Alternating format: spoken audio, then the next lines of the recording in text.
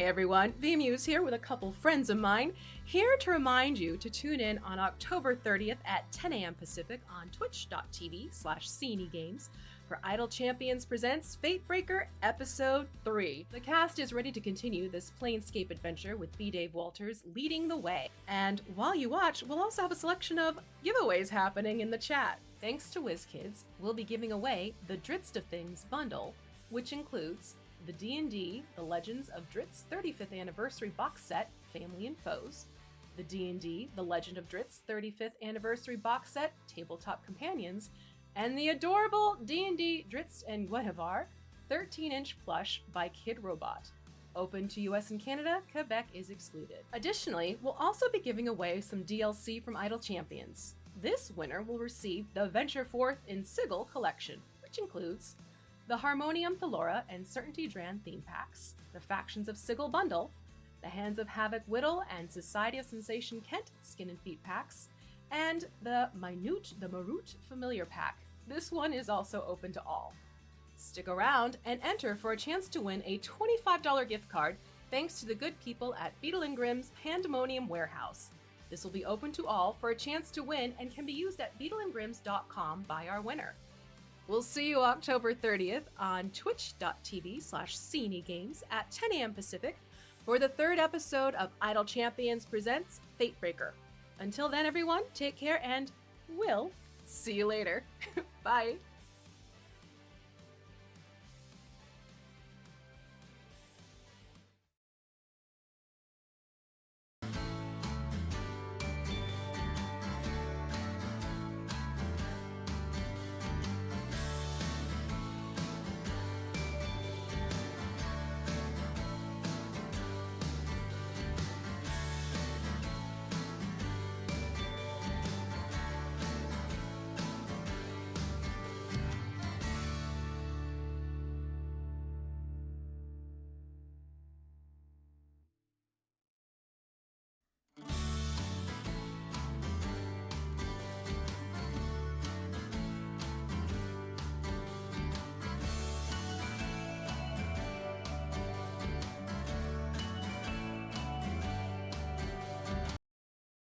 These cats are gonna. I'm sorry. Hi everyone. It's Friday. It's cat or clock. Oh, two of them. Okay, so hi. It's Friday. It's time for the paint and slay. I have been fighting 3 cats from getting on my desk before we went live. Lauren, you called it. Mm-hmm. It's just, I love you so much. We've been doing this for 87 episodes. It's been what, 2 years? Yeah. Yeah, 2 years. Every Friday, the cats just get a little more insistent that this is actually their stream.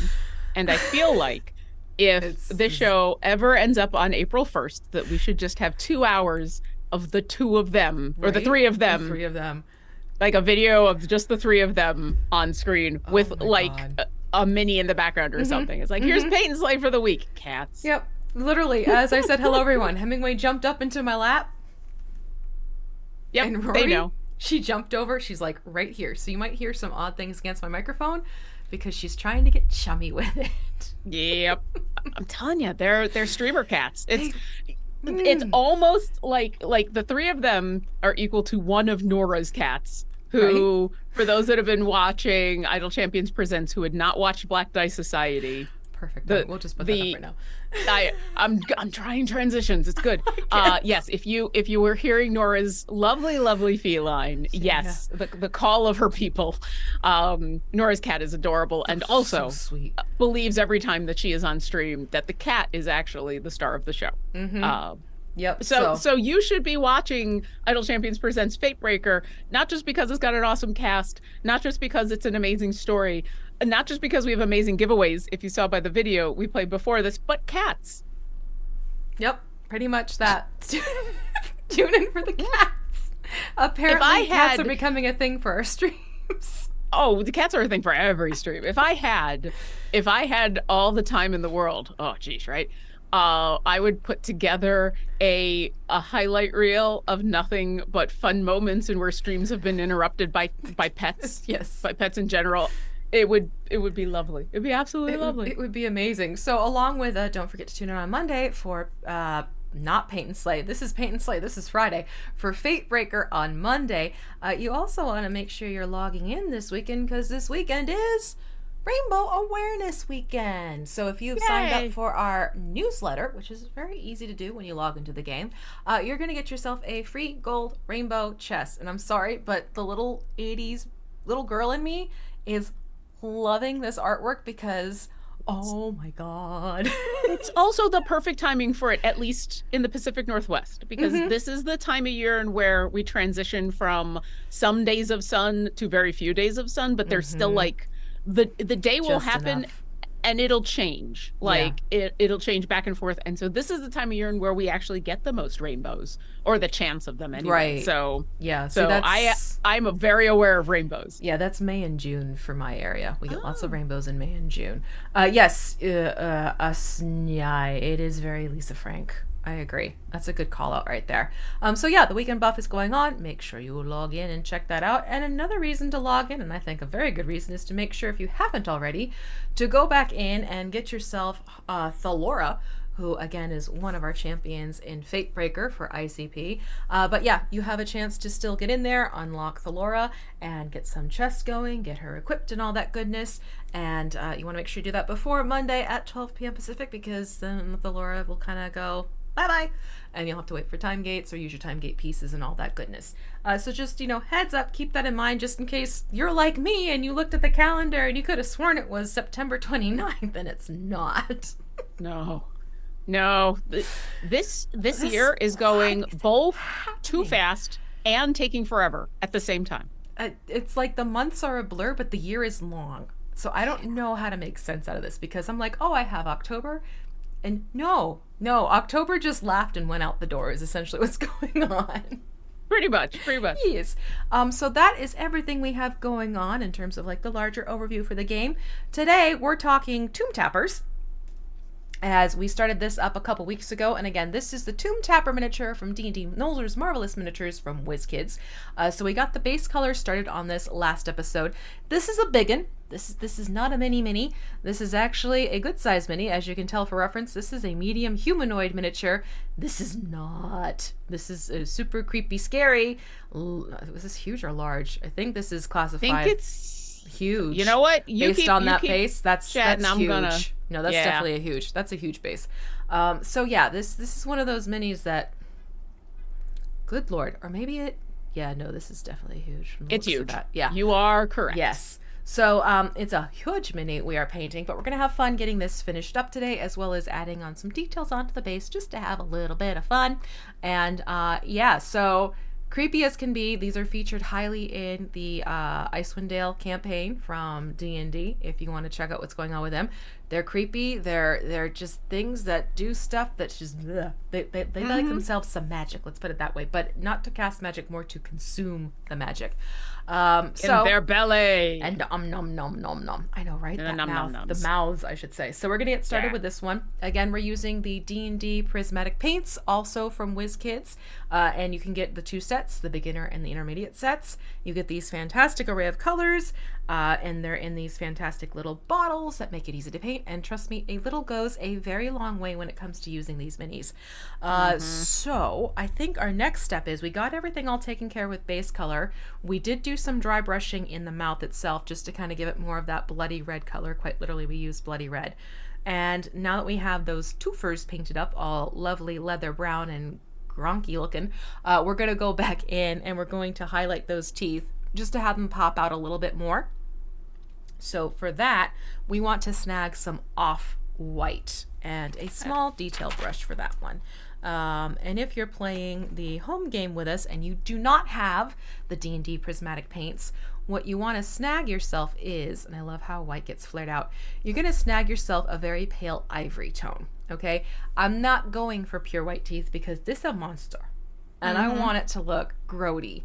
So I like to go for more off-white colors for teeth in that respect when we get into like monsters and dragons and things like that. This one definitely needs to be shaken. I'm going to shake my paint a little bit because I'm seeing there's a little oil slick on top.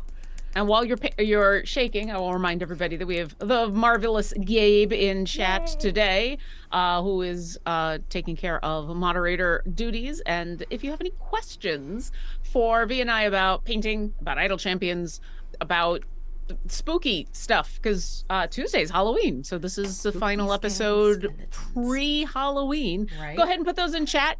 You just put question in big capital letters so that Gabe knows to grab it for us, and that way it'll get stored in a little backstage document so that when I'm taking care of Tiefers, I don't miss your message. Right.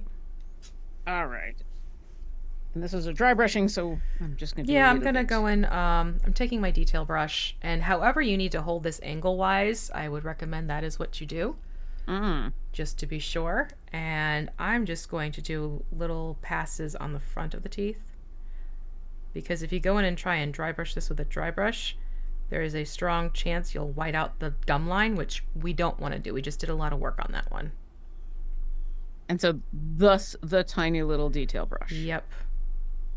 Literally just sweep it across the front of the teeth, and that'll have them kind of alley up themselves so they're more visible. Yeah. And there are a lot of teeth, and they're hiding in a lot of places. I forgot how many teeth are kind of tucked into here. Yes, for those of you who are curious, I already had a coffee crisp pre-show. Yesterday, my lovely husband brought me coffee crisp because I'd forgotten when sketching hour started that we were going to talk about candies and all that fun stuff, and then he heard me talking about it. And so this time I got ahead, and I already had my coffee crisp because there you go. Because you know what, I bought a whole box of them, and so of the little ones. So, for those who may not be aware of what coffee crisps are, Lauren, what is a coffee crisp? They are manna from heaven. They are candy they are made in Canada. You can get them outside of Canada, but they are not a candy bar that is easily found outside of Canada, unless you're going to do the Amazonian thing. And it is, imagine a Kit Kat, except way better quality and with a coffee flavoring to the wafers. And thicker. That makes a difference. It's a thicker, like, Kit Kats are relatively, not small, thin, but like double the width of a Kit Kat. Give it a little bit of coffee flavor and make it Canadian, so it's just better. And it is lovely. And I make it a point to always pick up a bunch whenever I'm in Canada. Or at least like one if I'm doing like a day trip or something, stop at a grocery or something and just pick up one full bar, and it makes me happy.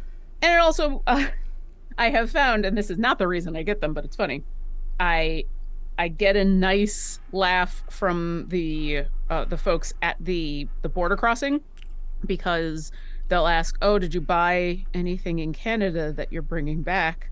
And obviously I don't have to declare the coffee crisp, because I think you have to declare stuff if you've got like several $100s. Right. It's got to be a significant amount.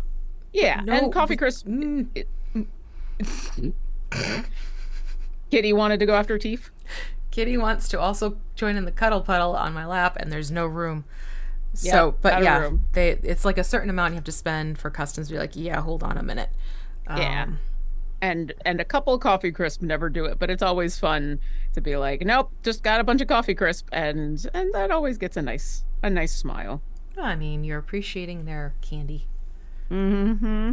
Or even coming back into America, if I get an American going through customs, they can always at least appreciate a good coffee crisp. It's just so good.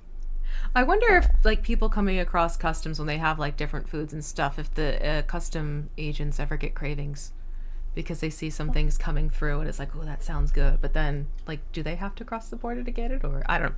This is where my brain is going right now. Yeah, I don't know. I would bet they'd get some cravings, and they have to ask about food because you can't take like fruits and vegetables and fresh meats and and anything fresh you can't take over, which sounds incredibly reasonable, and is something that, saying that to you, I think most of the wonderful people at home who are reasonable people be like, yeah, that makes sense. Probably shouldn't be transporting fresh fruits and vegetables and stuff like that over the border. And there are signs everywhere about don't be bringing fresh fruits and vegetables over the border. And the number of times that we've seen people getting stopped because they're bringing fresh fruits and vegetables over the border, it is sad.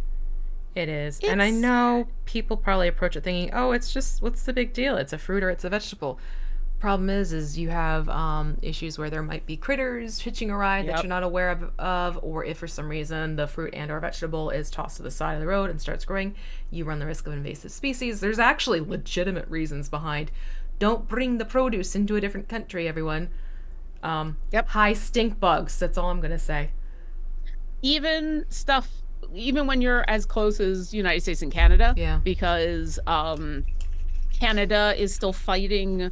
There's an infestation going on in Canada that's been going on for a very long time that they're battling. That's a specific type of, it's either a termite or a bug that is eating the trees. And it's one of the reasons that the wildfires have been so bad is because the trees are like, they're essentially chimneys. There's a bunch of trees, and where it looks like a tree, and then they're just hollow or very hollow on the inside because of these bugs. So just making sure they don't come into the United States, it's a small thing, but like the fruit and vegetable thing helps. So yeah, absolutely. Also, thank you, J.My, for the subscription. I hope you enjoy your emotes this fine Friday. Okay, so I have the teeth all tipped up and ready to go. Yep, I just finished mine. Sweet. Oh, you went a lot brighter on mine, or a lot more than I went, but that's okay. Yeah, it's also like I have a very bright light on these, and we're going to be doing a wash, so my brain is also factoring in the teeth are going to get dingied up, dirtied, something. The teeth aren't going to be as vivid as they are once we finish this. Okay, so that takes care of the twofers. Now what we're going to do is start dry brushing the details on the body. So for that... Specifically the butt. The butt. That booty. Just turned into a minion butt. So we're going to take Displacer Beast, mix it with Hexed Lichen to kind of create this amethyst purple color, and start dry brushing that over the body itself. Being careful around the mouth, because we just finished up the mouth. The mouth is basically done at this point. So, Displacer Beast and Hexed Lichen. So you can see Displacer Beast is sort of this almost denim blue, and Hexed Lichen is this royal purple. But like I said, we're going to kind of cool it up a little bit by mixing the two together.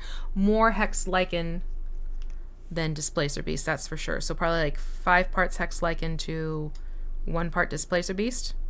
Ah, okay. Good to know. Yes. It's definitely not an equal. Thank you. Yeah.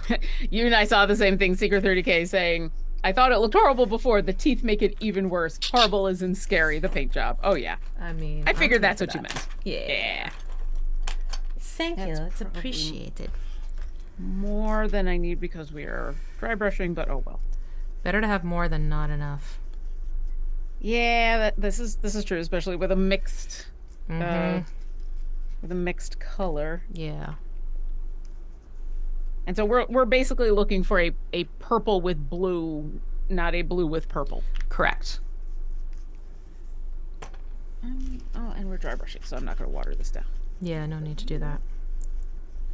Okay, there we go.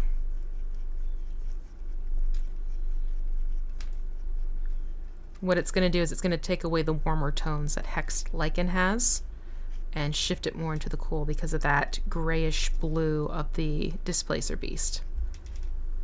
So we're muting the color down and we're cooling it. So see, it's a cooler purple now.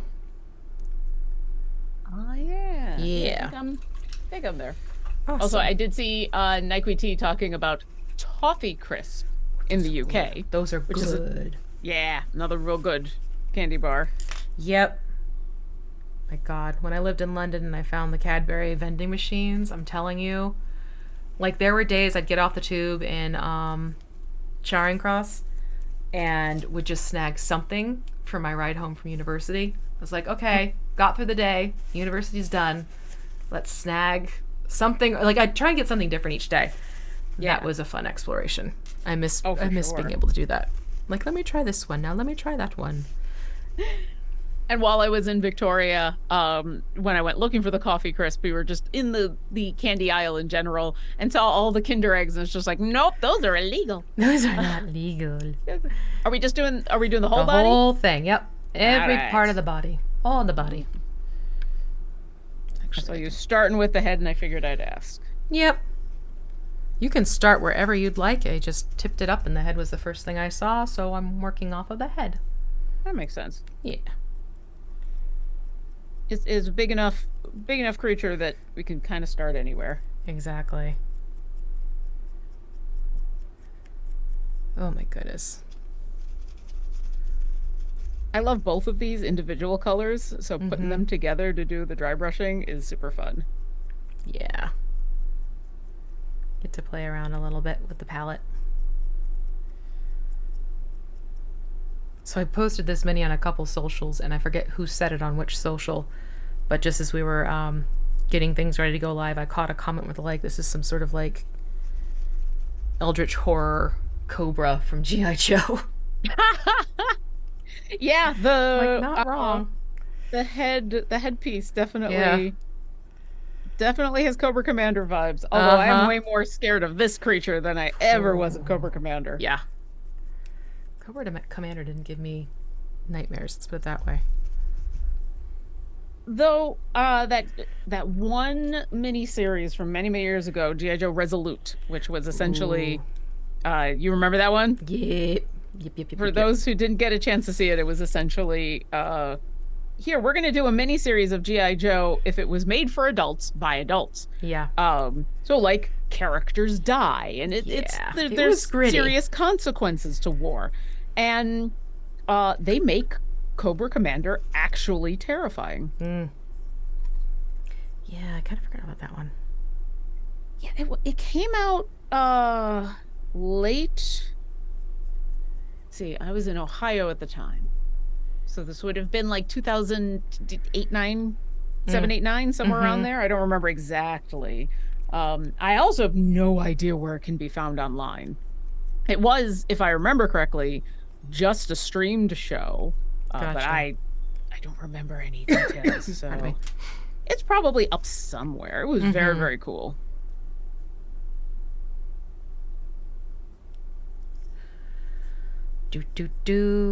What I'm doing is I'm taking my brush and I'm letting the flat edge of it go along where the lip is, around the mouth, just to keep this purple tone away from the mouth as much as possible. It gives you a little bit more control if you're able to sweep it across like this. Yeah, I'm just about to get there. I'm just working on the right arm right now, which totally cool. Has a lot of definition, but not necessarily a lot of...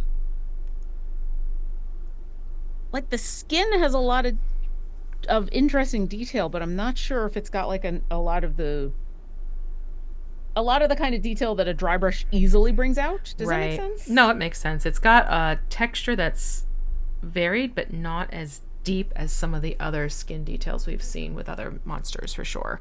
Yeah. Hello, little Miss Thing. Can I help you?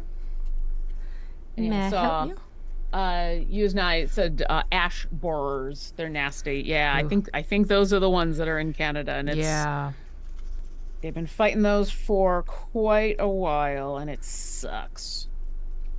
No, we don't go crawling in paint. But why? But I want to experiment with colors. They are small and plastic, and they look like the size of my mice. She's in a mood. She's absolutely in a mood.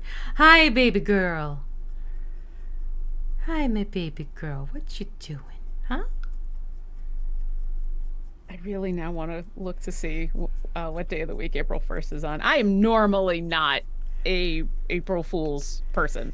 But if you're going to do April Fools, I do always recommend the kind of April Fools and where you're not really actually playing a practical joke. You're just having fun, and you're not making fun of anyone but maybe yourself.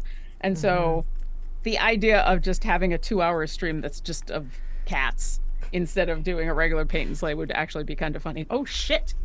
Whoop! What happened? Is that a the bug? Spider just came down in front of me. Whoopsie! You bastard! Oh my god! Well, you wanted a Halloween theme, folks, and apparently we have. Uh-oh. All right, give me a second. I need to Sure. kill a spider. Holy what the? Are you eating curds and whey? Little Miss Muffet sat on her tuffet, eating her curds and whey. Along came a spider who sat down beside her and frightened our Lauren away. She's not. Literally came down in front of my face. I don't. Be careful because it went under the. It's not. By the way, I think it's still spider season in Seattle. Flashlight. Scared the crap out of me. Holy mackerel. It went under the desk right here. Oh, that's right, McTribble. I forgot that Mars had that spider in his place. Maybe it's visiting. He's taking care of being on stream. I don't think she realized she forgot to mute either. That's why I'm laughing. It was like a little spin. It was about like this big with its legs, boy. but it was like a little spindly one. I literally dropped almost onto my head. All right, well, I'll.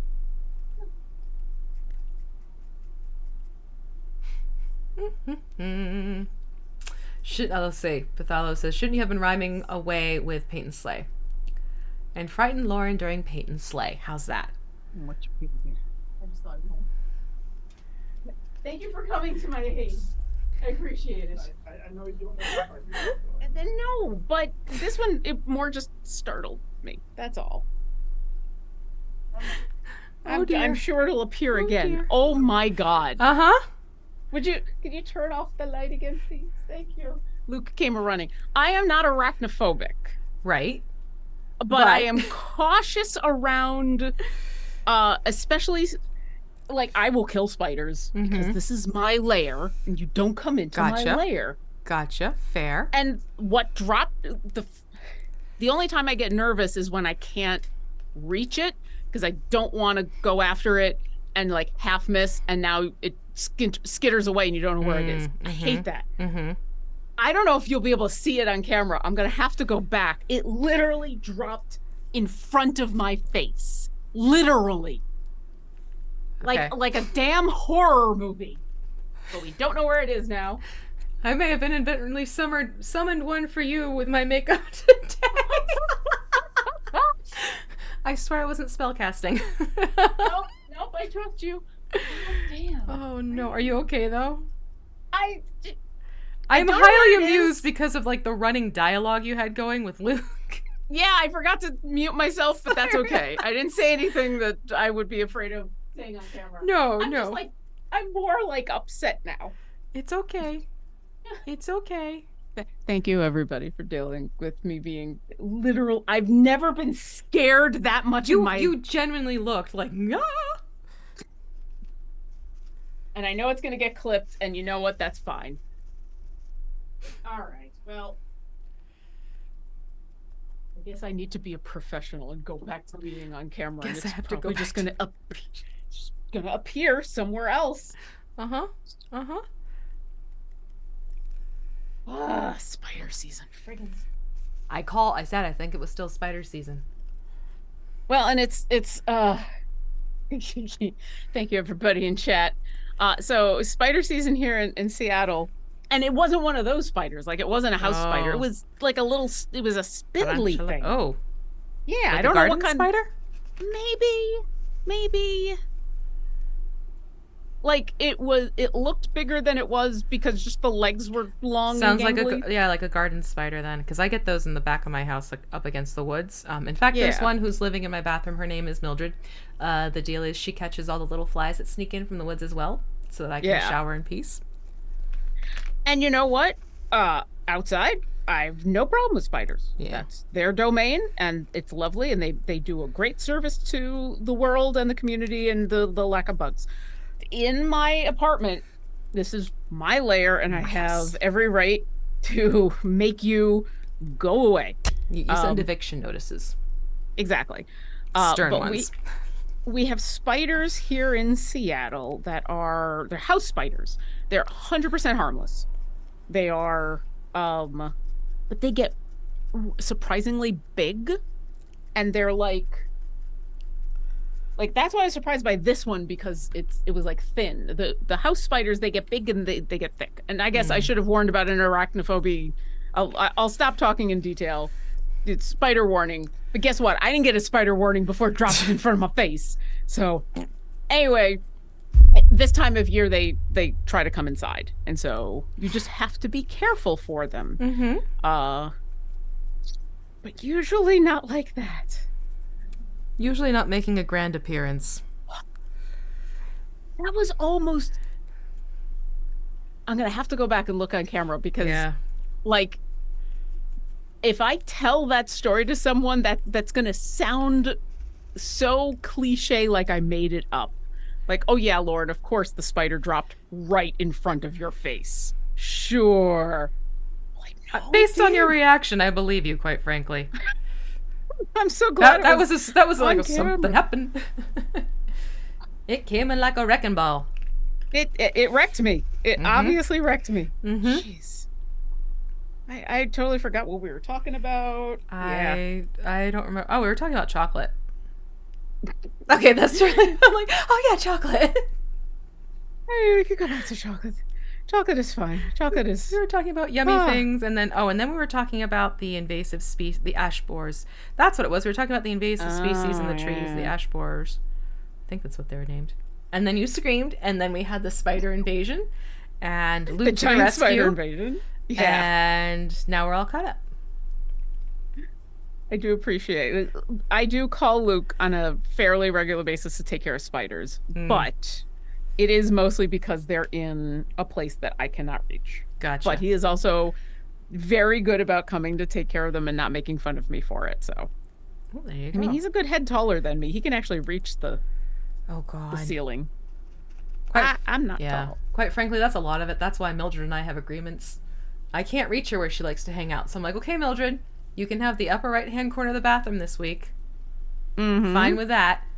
Stay away from the shower zone, and we'll be good. So far, she's been holding to our tenant agreement. Good. Yeah. Good. Yeah. Yeah, I wish the ones around here would as well, but they end up in the actual shower. I think they're looking for... They come inside because the weather gets cold, and then I think they're looking for something, warm and wet. Yep. So that's why they end up in the bathroom, but I can't say for sure. It's a thing. That's been this week, y'all. If anyone was asking me, hey, how's your week been? And I'm like, it hasn't been bad, but that's very much... Yeah, it's been that week. Like, is what just happened really a dangerous, bad thing? No, not really. I'm 100% positive that spider could never have hurt me. Right. It just was not... Scared the bejesus out of me. Yeah. So that's my fair. week. Totally fair. But tonight, I'm going to get together with some friends in person for the first time in a couple months at least. And this is my every other Friday D&D game is getting together in person. Because we are all relatively local, but relatively in the sense of like, it's a 45-minute drive up to our DM, and we're spread out a bit. So it's a lot easier to just play. We play on Discord usually, and my friend uses Foundry for maps and stuff. And so it's just most of the time easier to play online. But then, every once in a while, it's good to get together in person and remind people that the meat space exists. And roll real dice. Right? Totally understand that one. Like, honestly, when I was at Game Hall, I purposely bought a ticket to play a D&D game at a table. So good. I could actually sit with people as a player and play a game of D&D, which I realized, like, it's not that I haven't played D&D at a table with real people, because you did that back in the castle, but that was as DM, so it's a very different experience. Oh, yeah. So I was like, holy crap, I haven't played as a player at a table with people in almost 4 years. Yep. So Yeah. that was kind of like, holy moly. We had Chris Straub and Ryan Hartman on Idle Insights yesterday. Yes. And they were talking about how difficult it was for the C team to transition from being in person to online because the pandemic hit when they were like in season 4. Right. I want to say 3 or 4, far enough in that they'd gotten into that in-person rhythm, you know, easily. Right. And they, it was one of those, is it better than not playing? Absolutely. But the timing felt all weird, and it definitely wasn't what they were used to. And I was chatting with them afterwards and talking about how, 100% I get what they're talking about of like, as good as these video Zoom, Google Meets, Discord, all of them, as good as they have gotten, and as much as the lag is tiny, there's still a little bit of it, and it's still, you don't get the whole body language. And so I've been very lucky in where I play a ton online, and I play with a lot of people who that's basically how we play, but it is definitely a transition, and it's not even that, it's a skill. You just have to have time to play with a group and get the rhythm of being online versus in person. Yeah, it's absolutely a thing for sure. Okay, so while this first round of dry brushing on the body dries, what we're going to do is jump over to gunmetal and we're going to paint the hammer. Yay! I'm almost done with catching up with the purple. Also, TTRP Gifts is in chat. Hi, chat, and hi, TTRP Gifts. Oh my God, what was the name of this thing? I gotta look this up. What thing? The thing? What thing? So I had a session 0 yesterday for a one-shot that I'm playing for charity that hasn't been announced just yet, but is coming up soon. And we are using a VTT that I had not heard of before until last night.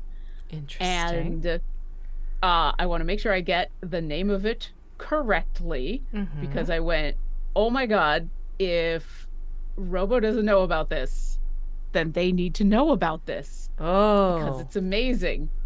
Because it's where is it? This is apparently it's called owlbear.rodeo. Was this like made? No, was this made recently? I don't know. I have to look into it. The several of the folks who were involved in TJ Gibson. What? Right? I haven't had a chance to look at it. I can't vouch for it, but I will say that the people that I'm playing with vouch for it, and I trust their opinion. But that's what we're going to be using for our VTT. And when they were like, owlbear.rodeo, and I went, I need to do some research into this, because it's a rare joy when something comes along in the TTRPG space that is as big as like a VTT, and I haven't heard of it. Yeah. So, and then immediately afterwards is like, does TTRP Gifts know about this? I have never heard of this before, and I will be looking at this later. The short brief that I was given, the like elevator pitch, is what it's apparently very good at and or for is getting new people into play. That apparently it is that was what was lauded as the reason that it was being used. Yes, Robo needs to research this absolutely immediately. Yes, fully agreed. And because I was still recovering from everything, we're grabbing gunmetal and painting the hammer, or dry brushing. No, we're painting the hammer with gunmetal. Okay. Because we put the base coat of the black pudding to help give the gunmetal basically a better covering, because the thing is with metallics, oftentimes they're very thin. Yeah. So by giving it this dark tone underneath, you can see it gives it a metallic finish with a little bit more weight to it. Okay. Because it's got those dark undertones now. Also, I will grab a slightly larger hammer. Brush. And I did see. No hammer. No, a hammer? Wow. Okay. I'm That's gonna be fun. I'm gonna be on edge the rest of the day. I fully understand until the little spider makes themselves known to you. I get it. I do get All right. it. We did have questions. Okay. Nublar 2006 asks, I have always done dry brushing after doing the wash because I feel like the wash mutes or ruins the dry brushing. Do you always do it before? Which is an excellent question because I know lots of people have questions about when to do dry brushing. You can do dry brushing whenever you want to, quite frankly. When you do the dry brushing, though, you have to keep in mind what's going to be happening after.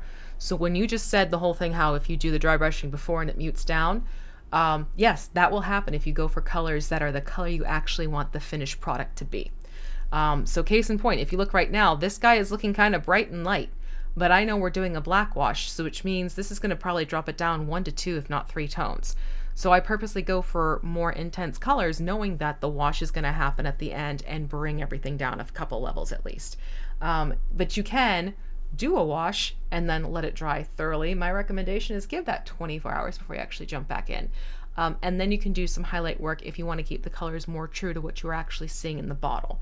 A lot of what I do in terms of where things happen for dry brushing and washing, I definitely tap into my color theory knowledge to make sure that if this, then that, in terms of how the colors are going to end up, are factored in through the step-by-step process of what I guide you all through.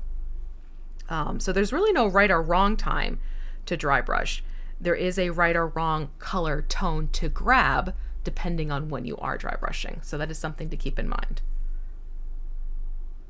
Hopefully that answers your question. Oh, absolutely. And yeah, if you've been watching any of these videos, we have done dry brushing.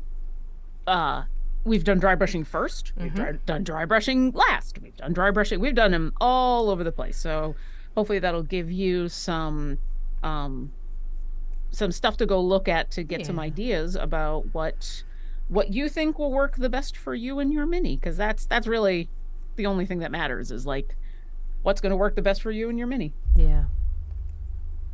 And then we did get Imaginal Disc says, I was painting some spooky ghosts last night, and the end result was good, but some of the contrast / washers / dry brushing I did on the base elements got really muddled. Is varnishing before some steps a good idea? Maybe I just didn't leave enough time for things to dry. I live in Miami, Florida, and it's always humid. Oh, that's the part. If your colors start to muddy at all, that means your paint wasn't cured. So being in a more humid environment, if you want to expedite the drying of your miniatures, what you can always do is get a dehumidifier in your paint space, and that will help draw out the moisture in the air and also encourage your paints to dry more thoroughly. You said Miami, and it's the Miami weather. That's what's affecting your paints. When you're in a very high humidity environment, you're going to find your paints might take up to 48 hours to finish drying. Yeah.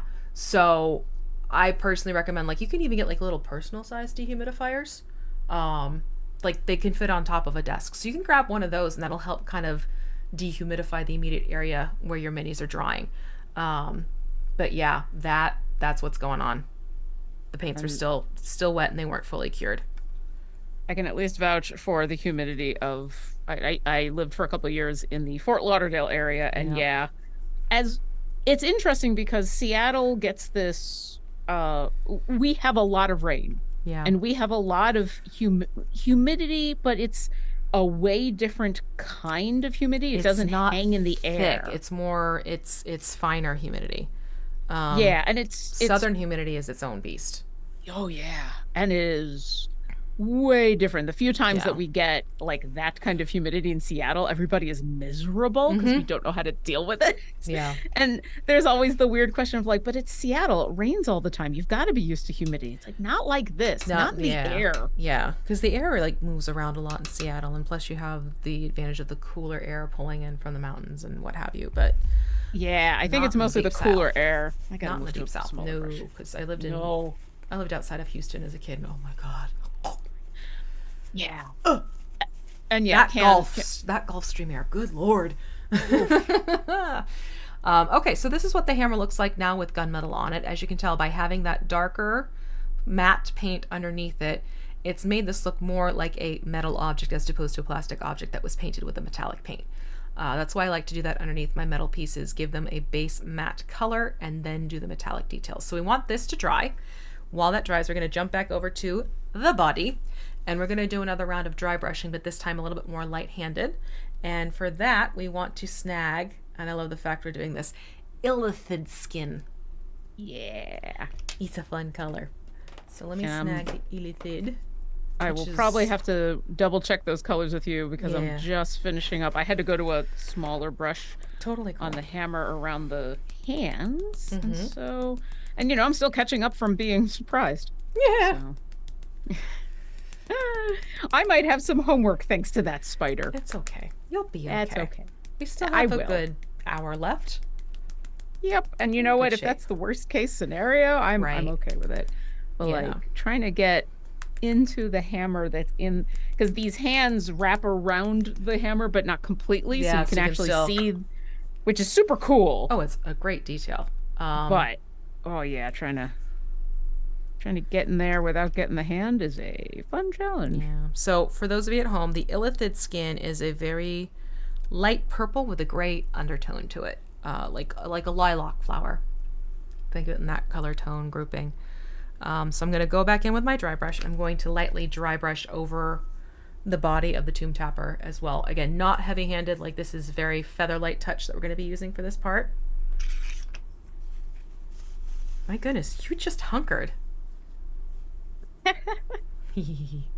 Yeah, your cats, I mean, maybe because it's spooky season. Maybe they just, you know, they long to be close to you for safety's sake. It's getting chilly. They want the warmth of mama. I mean, there's that too. I mean, you've got all the lights. She gets so small. She just like beans up. Tiny little jelly bean. All right, everyone. Now's the time to say hi to the kitty. Hello, mama. Now, that time of the stream to say hello to cats. Going in lightly with this lighter color, what this is going to do is help pop out those details you and I were just chatting about on the skin. Yeah. To show it off a little bit more without going too light in overall tone.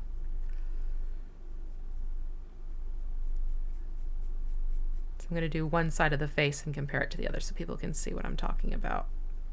Oh, perfect. And I pulled most of the paint off my brush to do this, quite frankly, because I want to be sure I'm not being too overzealous with coverage. Yeah. Okay. Meanwhile, I'm just finishing up is that a spot I didn't paint, or is that just a shiny bit? So this shows you, see, this half of the face got done. That half did not. Oh, yeah. So it makes a difference. Absolutely. Yeah. Yeah. I'm going to bring my light back so I can see what I'm actually doing.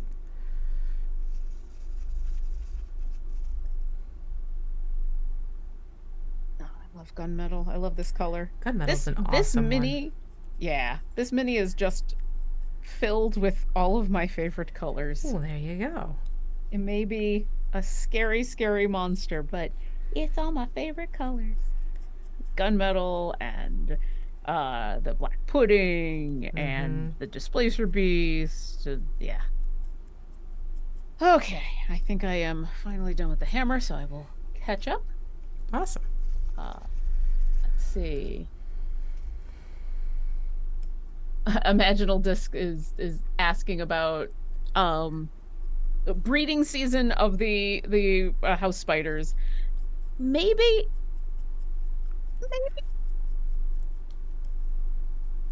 I don't know. They still shouldn't be in my house. And then also asks, is quote gunmetal approximately the same as GW lead belcher? Lead bleacher? Gameworks lead belcher? Yeah, you're basically going for a metallic that has the silver overtone to it with a darker black undertone. Like, honestly, gunmetal is very close to its namesake, a gunmetal-like metallic. So it could be in the same ballpark as lead belcher. And as promised, So illithid skin, dry brushing. Was there anything we were adding to the illithid skin? Nope, just straight up illithid skin. The trick is to be light-handed with this. Can try.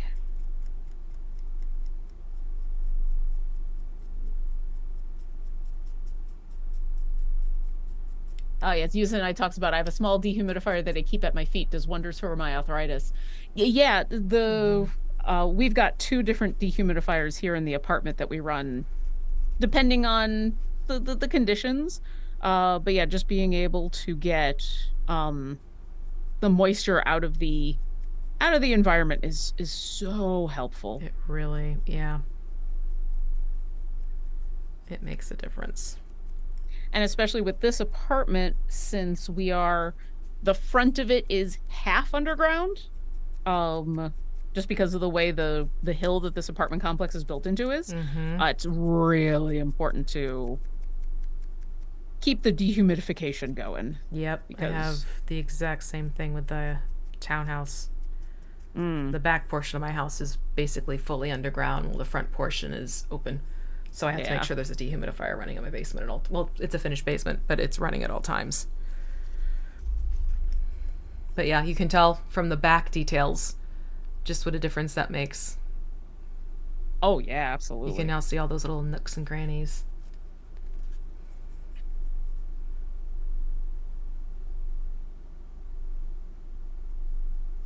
Yeah, there's so much texture. Yeah.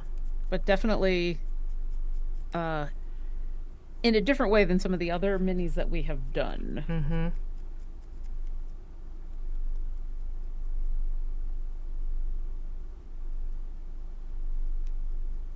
And again, around the lips, I'm doing the same thing. I'm using the side of the brush to put some detail of the lighter color around it, but stay away from the mouth.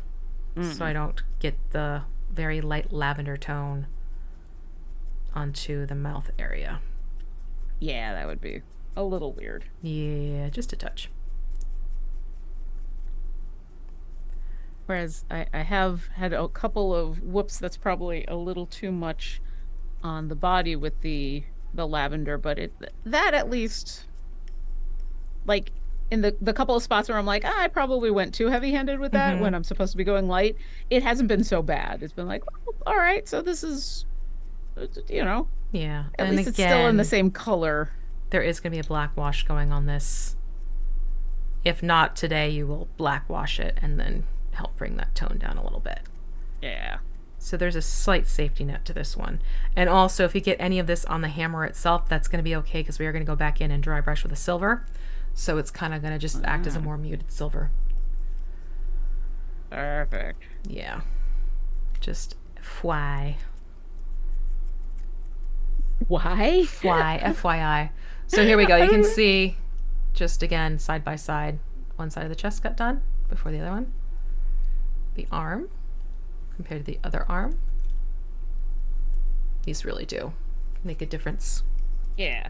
It lightens it up a bit, but not like... Not so it looks like it's a purple people eater. Yeah. And like you said, once the wash goes on, it'll calm way down. Oh, yeah. Big time. Because washes make everything better. In my unbiased opinion. Yes, we know Lauren has a love for the washes. I do. Makes me happy. That's a good thing, though. You want to be absolutely. Happy. I have yet to be disappointed by a wash. Excellent.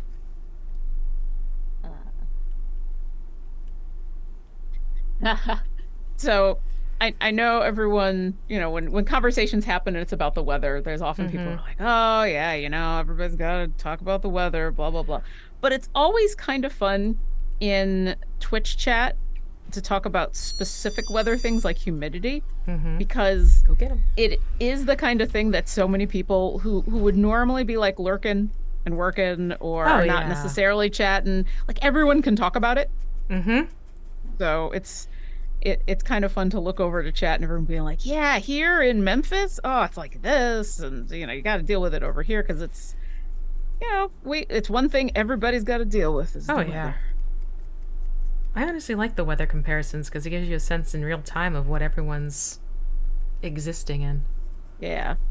Plus, if you are in a position in where you're thinking about moving for whatever reason, but unsure where you want to move, which I've been in that position a couple times in my life of like, I need to get out of here, but I don't know where to go.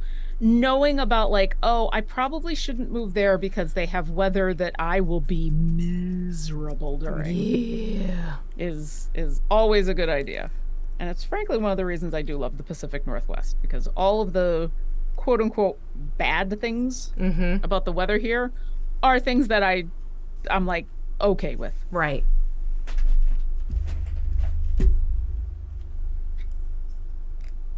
Oh, yeah. Painting that butt. It's such a good booty. This creature has an amazing butt. The booty. I mean, all that hammer lifting is definitely doing wonders for its physique. Excellent.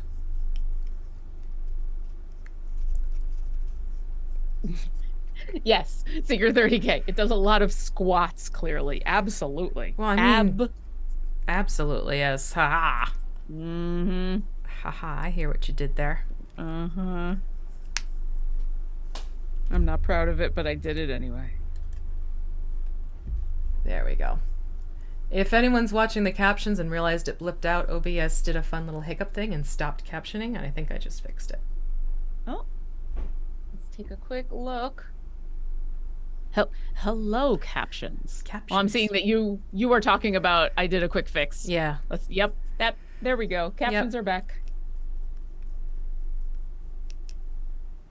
Yeah, OBS. It's awesome. Sorry. Except sometimes. I just hit the microphone with my paintbrush handle. Oh, I didn't even hear it. Oh, okay. It was a good noise gating. Excellent. Oh man, this texture is so cool. Right? It goes from looking like a very basic miniature to far more unique when you go in and do this. Because it's basically almost like a elephant. It's a elephant from hell? No. I was going to say elephant hide and it came out elephant. I mean, now I want to make a fiendish elephant, a loxodon from the 9 hells. Oh, hi, B. Dave.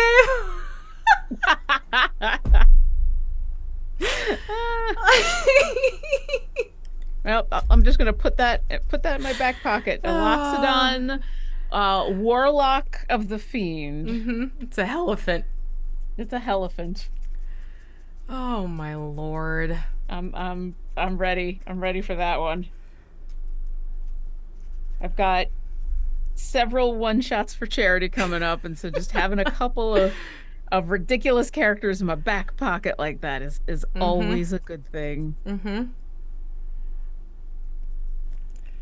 Oh boy. Let's see. Ooh, look at that wrist detail. Nice. I like it. Nick Tribble says he's telling BJ perfect timing to arrive. Yeah. Yep. just the right spot. Yeah. Honestly, the only time that could have been more appropriate for you to show up would have been when the spider decided to scare the pants off of me earlier. Yeah. So one of those two. But hi, welcome. We were talking about Fatebreaker just at the top of the show, which was an hour ago. Oh my god, it's already almost 1 o'clock. What the heck? Yeah. Remember that thing we were talking about with how time's been very weird lately? Also in line with Fatebreaker. Now, mine is just going to look darker than V's, partially because of my camera, but also mostly because of my camera.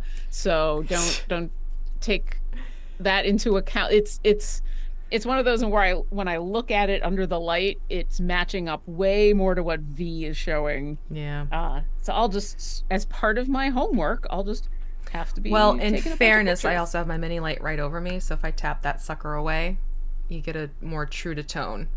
Yeah. Right about there. So it is a darker mini. I just have light blasting on it right now. B-Dave says, I was here clipping Tiamat asking for Penelope. I was thinking about clipping that. I don't know if you saw some of the clips that I grabbed. There's only so much. There's only so much we could do. My favorite clip that I grabbed of you so far, B-Dave, is of the Xanathar's monologue during episode 1. The parking tickets. The parking tickets.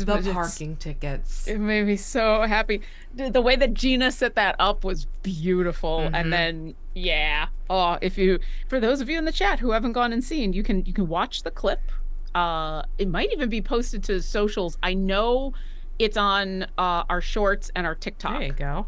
Which I can say because I'm the one who is responsible for our shorts and our TikTok.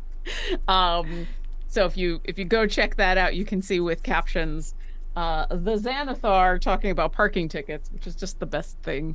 Here, let me use socials.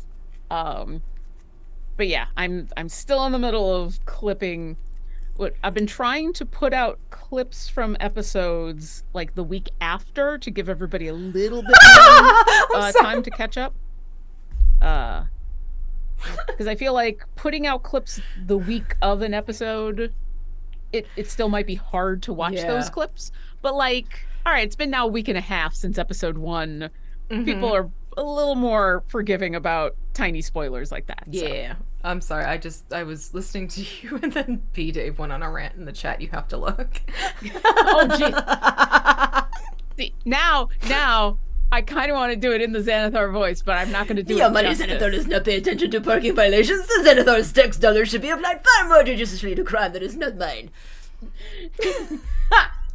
The almighty Xanathar. That was my favorite part of captioning that, was every time, the almighty Xanathar, just all in caps. I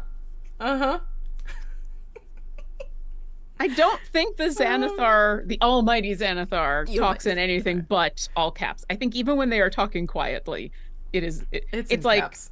It's like Death from the Terry Pratchett novels. Right. Even when they're being quiet, it's in all caps.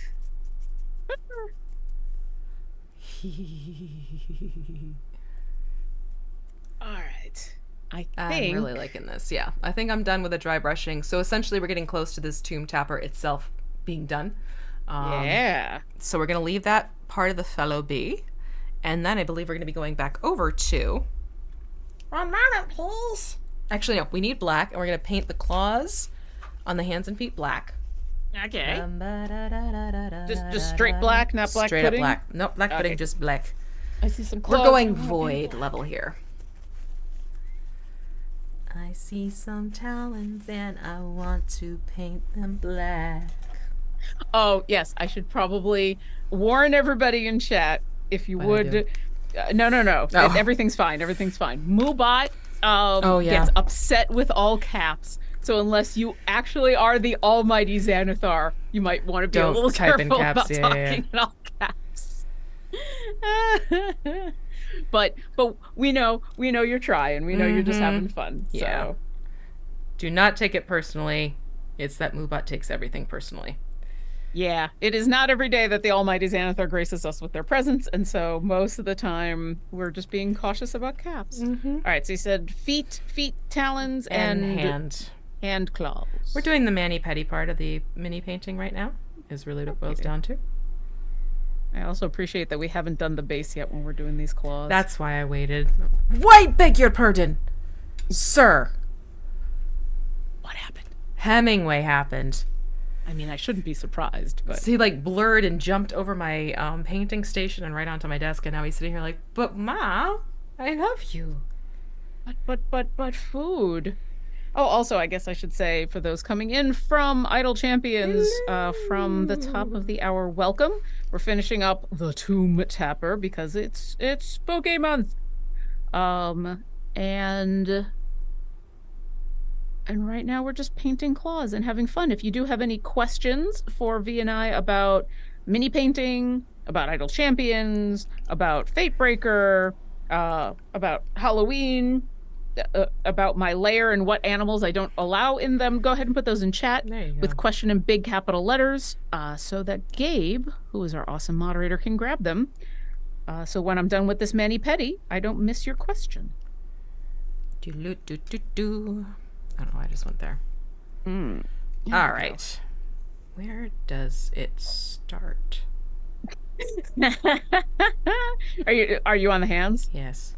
Yeah, that's one of the reasons I went with the feet first. Is the feet talons are very clear. Yeah, the nails get a little bit wonky. Yeah. There's one. I see a question from Imaginal Disc. Does Hemingway have supernumerary toes? Absolutely. Hemingway can give you high 7s, high 6s, high 5s, high 5s. All at the same time.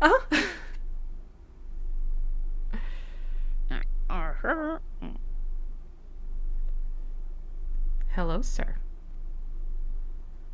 Yes, you're gorgeous and you're sweet. Don't you dare touch that.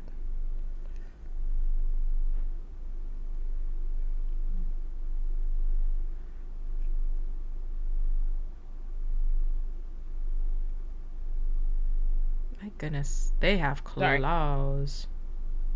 Just had to do some hardcore typing for a second there. Now Totally I gotta get back to talons. You know, that's what happens when you are multitasking during a working day.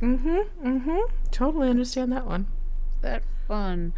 Also, that hopefully gave you plenty of time so that I can ask the question of where did you decide these talons start? Okay, so the one that is on the upper portion collapsed around. You can see. Okay. Like that. So relatively long. They are long. Yeah, they're definitely long. Okay. Oh yeah, okay. I think I see. I think I see where you're going with this. Yeah, we have some slight AI issues happening with these around the bottom hand. You know what I mean. I know exactly what you mean, which I love, and it's funny as heck. Although, in fairness, this is actually how this creature looks. Yeah. But I love that has become a thing of like... Well, it's just the fingers are a little funky on the lower hand, I'm noticing. It might just be mine molded oddly. Well, I haven't gotten there, so I'll take a Oh, there we look, go. but... Okay, that's a shot of the bottom hand. Like, yeah, the top's in the way. Yeah, a little. They're wrapped around a lot tighter for sure. So maybe it might be that they're just wrapped around in a tighter way. I'm sorry, I'm reading Imaginal Disc's question that just popped up. Since you mentioned color theory, I had someone recommend applying a wash with complementary color of the base coat to make things darker, and that sounds perilous. Is that silly? Be careful. It will darken the tones because essentially complementary colors are opposite each other on the color wheel. So when you combine them together, it creates blacks, browns, dark tones. So yes, you could go in and do a wash of its complementary tone. However, you don't know the variety of pigments, not pigments, oh my gosh, wrong thing. You don't quite know which pigments are playing around and what looks like the complementary color. And you also be sure you're playing with the right warm, neutral, cool factor. So a lot of things come into play where if you're able to like, yes, this is a warm orange over a warm blue, then yes, you'll get your happening. Test. If you want to try that out, I would take the paints you're using and then do the wash on something else. Even if it's like a bottle cap, I'm not even kidding. Paint the bottle cap with the paints that you want to use, do the wash with a complementary color and see if it works out the way you're anticipating it to, so that way you don't get a rude surprise when you've put all this work into your mini, and if for some reason there is just something about that color that is just enough off that it's not quite changing it to the brown or the black approach, and you get more of like skewed to the other thing. Yeah, just be careful. Yeah. It is a thing though. Yes, it is absolutely a thing. You just have to know your colors really well. And it's definitely like the nice thing about painting minis, as we've talked about, is you can always repaint. You can always go back. But if doing that little bit of a test is going to save you that time, it'll save you heartache. Then yeah. It'll save you heartache, especially because if you're doing your wash at the very end and you've put in like hours upon hours of work, I'd hate for you to lose all of that. Yeah. Okay, so that takes care of the claws. So now what we'll do while those dry is go over to Silva and dry brush the hammer. Hey. Hammer time. Do. That's all you're getting. Okay, where did I put my dry brush? There it is. You're just insistent on being in the way of things, aren't you, mister? Yes. He is. I don't know if I can. I have to change. I can't do it. I'd have to change the camera angle for you to see where Hemingway is. But he's basically, you see this part of the palette right here? His nose is just off camera. So like, I could be poking his nose right now. It's like he knows exactly where the camera is. I'm telling you, your cats want to be your cats think they are the star of the show. Oh, they absolutely do. So now I'm just dry brushing the hammer with silver on the edges, just to help pop out those details. I'm going to be careful around the hands, and you don't have to get so precious as to deep inside the hands like we did with the gunmetal, Lauren. We're basically just dry brushing the outer areas, just to heighten the detail of the hammer a little bit. So there's this side that I'm doing right now that's been dry brushed, and I'll flip this over to the other side so you can see the difference. So this is dry brushed with silver, and this is not. So you can see that's without, and that is with. It really does make a difference. Yeah, gunmetal and silver are a perfect combination. Yeah. And it still has a nice weathered look to the metal, which is what I like.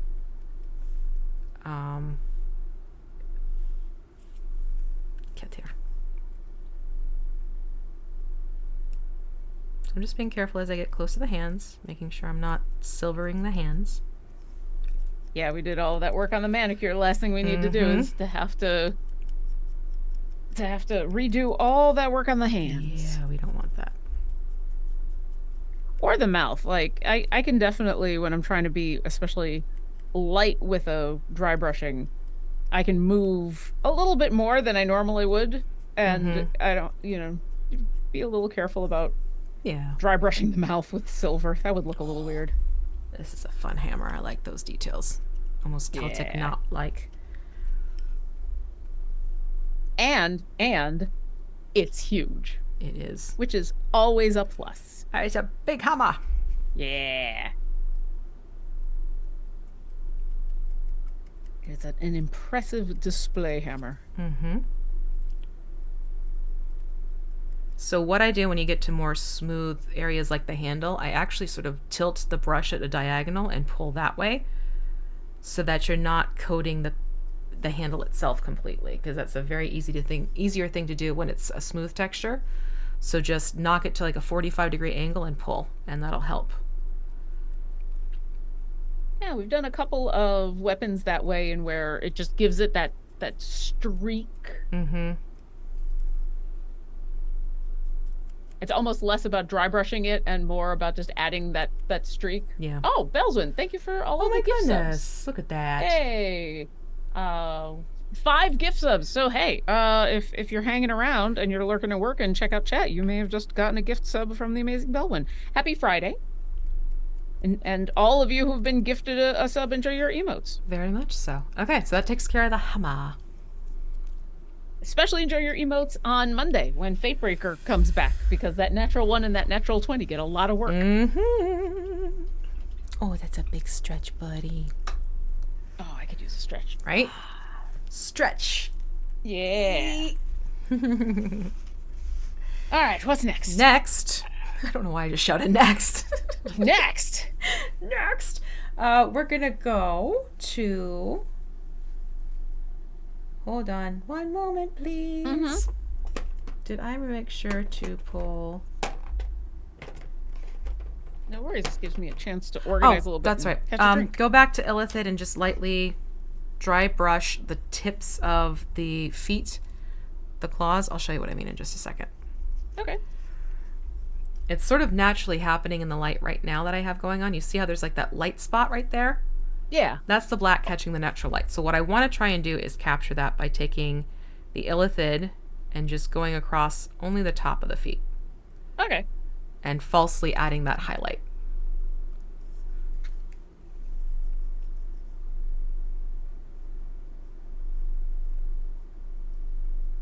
Especially since these are very angular claws. Yeah.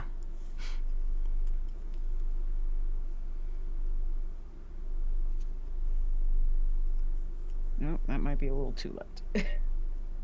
Well, the nice thing is you can go back and adjust course. Yep. And I'm also going to do it just lightly on the nails.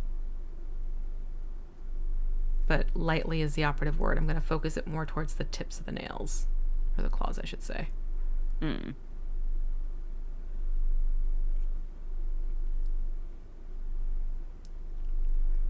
Yeah, and leave it at that.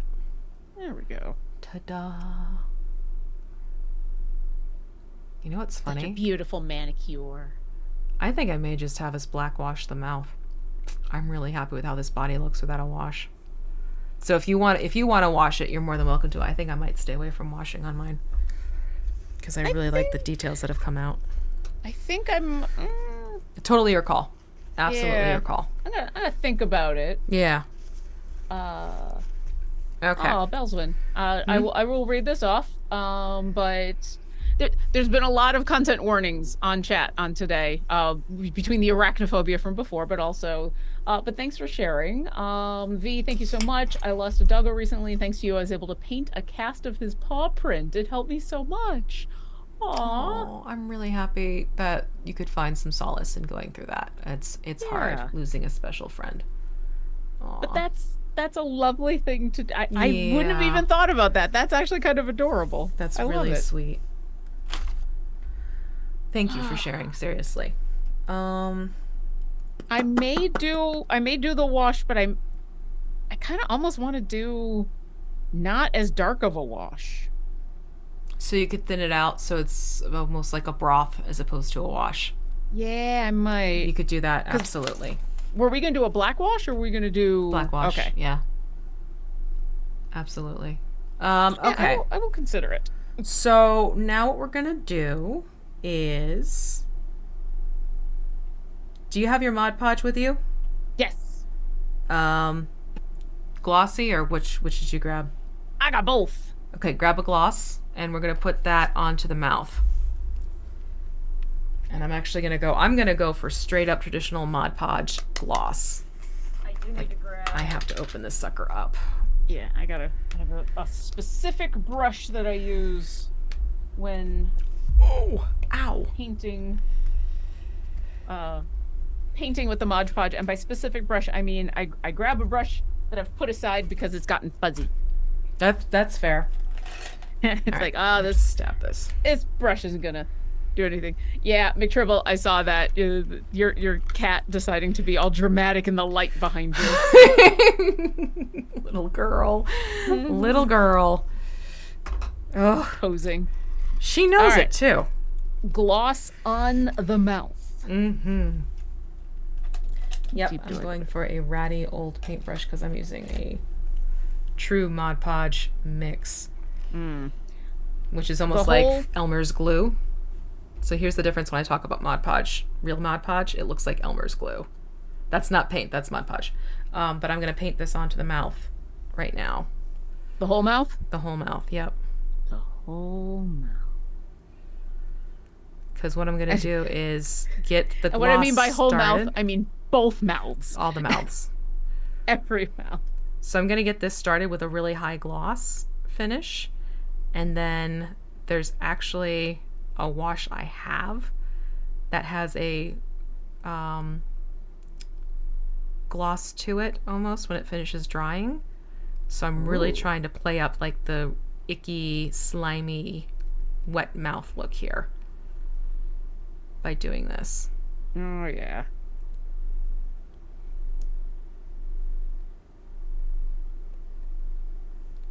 Nothing Looks a little like disturbing. Icky, slimy, wet mouth. Yeah. Looks a little disturbing right now, like I've just whited out a good portion of the mouth, but that is not the case. This is going to dry and it's going to be really shimmery and glossy looking, which is what I want for the mouth. This is intentional. Yep. It takes a while to cure, but this is going to sound weird. I found that it dries quickly, but it takes a while to cure.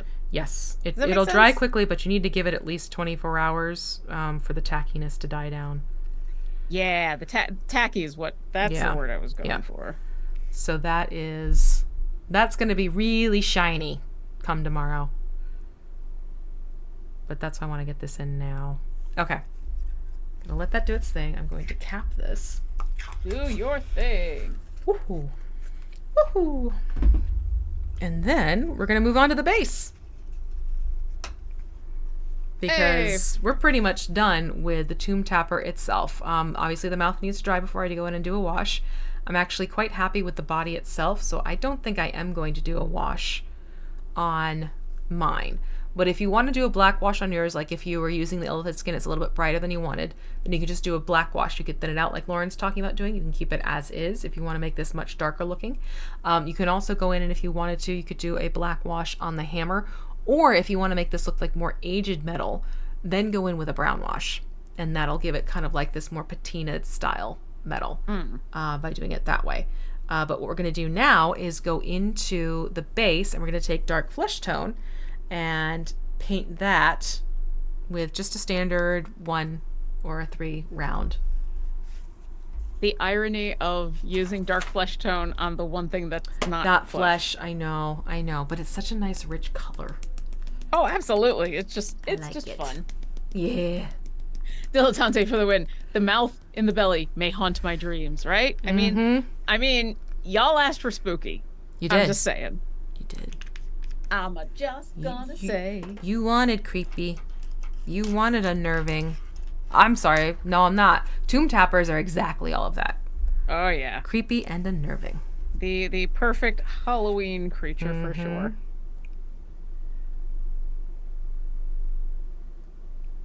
Okay.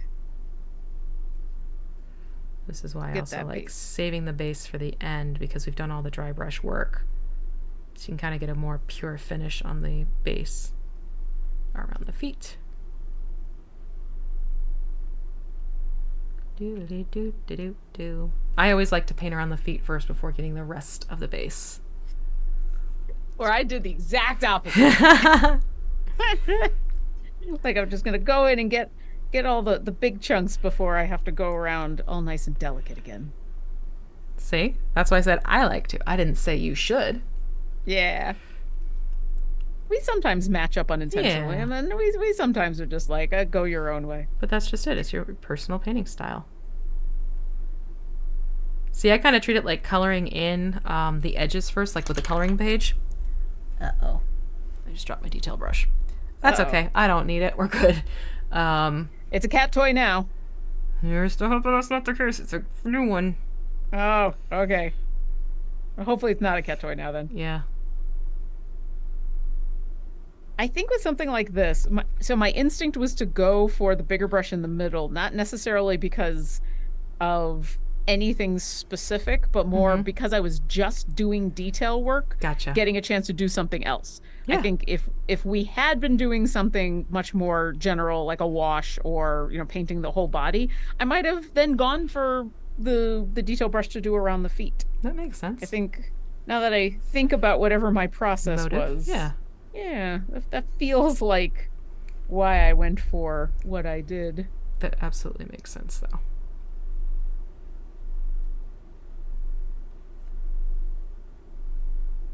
And I am excited to get this creature done, quote unquote, done today. Right. Although, like you said, we'll probably have to do a tiny bit of homework. Yeah. Yeah, tiny bit.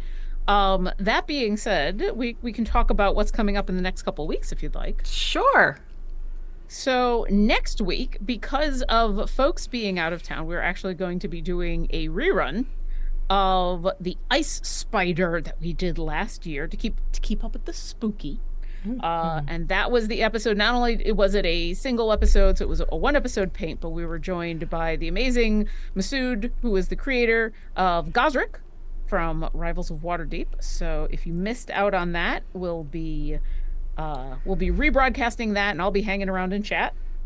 And then what are we doing afterwards? I just did the notes for these. The violet fungus and the thing that goes with it. Shrieker? The Shrieker. There we go. Yeah. Yeah, we're going back to the fungi. Yes. Because I thought that'd be appropriate around Thanksgiving time. Kidding. No, really, it was more, it's like, oh, fall, you go foraging. There's like mushrooms and stuff. That's where my brain was. That makes sense to me. Yep. Also, plus any excuse. Textures. Oh yeah, they're neat textures, and then like with the myconids that we did in the very first episode, you can just make them fun colors. They are. Like you can make any D&D creature any color because it's fantasy, so who cares?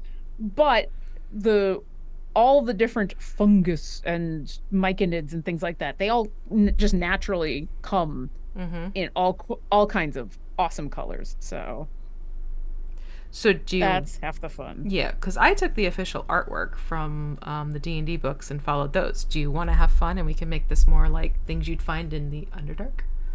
Oh, I want to do I'm all here for the official artwork. Okay. Because even the official artwork is like... Yeah, the official artwork is still fun. Oh, yeah. But yes, we will stick with the official artwork. Just making sure. But yes, I'm excited. Oh, I appreciate that. But yes, I'm excited about those. Space has a lot of fun texture, but it also does mean I gotta turn it in a bunch of different directions to make sure. Wait, don't we have 2 weeks because I'm gonna be flying back from Seattle on the 10th as well. You know what? I'll look into that later. Yeah. But the next set will be the Violet Fungus and the Shrieker. That is definitely up next. Because we also have American Thanksgiving is coming up. That there will be a week in where there won't be a show on the Friday because it will be Turkey weekend. The weekend of turkeys. American turkey. But you know how at the beginning of the show we were all like, oh, it's, this month is going by super fast, but also it's taking forever. That's part of it is like, wait, what time of year is it again? Exactly. You know what? I will take a second. Let me go pull up the official schedule since I think we can at least talk about what we're doing through the end of the year. I would, yeah, absolutely. And it gives people time to buy the minis if they want to play along with us. So there's October. Yes. Okay. So November 3rd is the rebroadcast of the Ice Spider. November 10th, we are off for a variety of reasons. November 17th is the Shrieker and Violet Fungus, which every once in a while I want to say violent. Oh, I fungus. do too. And it's like, I did a whole YouTube video showing people how to make these darn things. Do you know how many times I had to re-record myself because I kept saying violent fungus inadvertently? What's all this about violent fungus on television? They're cranky. They're so cranky. So we're going to be doing that, and then we're off for American Turkey Day. There's a lot coming up in the next couple weeks because of travel, basically. So November is a rebroadcast and the Shrieker / Violet Fungus, and then it is Turkey Day. So we will be off. It's technically the day after Turkey Day, right. But it's the official Thanksgiving holiday. And then we're off because both V and I will be at PAX Unplugged. Yes. So if you are going to Philadelphia for PAX Unplugged in a couple of weeks, because it's sooner than anyone expects. In a month. Then definitely let us know. I think we're both still figuring out our schedules and things, but definitely let us know if you're going to be there so that we can tell you where we're going to be. And then we have a couple of actual weeks of shows to round out the rest of the year. We're doing the abominable Yeti, because a bunch of folks were asking for fuzzy things. Yes, you wanted fur. So, it's covered in fur. Yeah, lots of fur. So we're gonna end the year with the fuzzy Yeti. Are you ready? Not Yeti. Yeah, and then when we come back from our holiday break, after the first couple weeks of January, because it always takes like a week or two to kind of spin everything back up again. But when we come back in January, we're gonna be doing the Young Black Dragon. Woohoo! Yeah, so that's I'll get all those notes posted in our discord.gg/idle champions very shortly. But A magical disc, yes, makes an excellent point with their question of, is this posted anywhere? I would like to buy minis. And then yes, Belzwin, will we post it in the Discord? I will. I promise. But that gives you kind of the idea. We're finishing up the Tomb Tapper. The next live show we're going to be doing is the Shrieker and Violet Fungus, which is number 90644 if you're looking for it from the Nolzur's Marvelous Miniatures. Yep. Because sometimes the number helps when you're, especially when you got to chat with the lovely folks at your local game store. Yeah. Sometimes having that number helps. And then the Abominable Yeti, which is 90433. And that will round out the year. Yay! Nope, that is not the color I want. That would have been interesting. Just grab scarlet red instead of dark flesh tone. Oh. That would have been a fresh kill on the base. That would have been a very horror movie base, for sure. Although considering the creature, it's like, checks out. Yep. Mm-hmm. Checks out completely. Although if I remember correctly, while this creature is horrific and dangerous, they're not necessarily like going to hunt you down.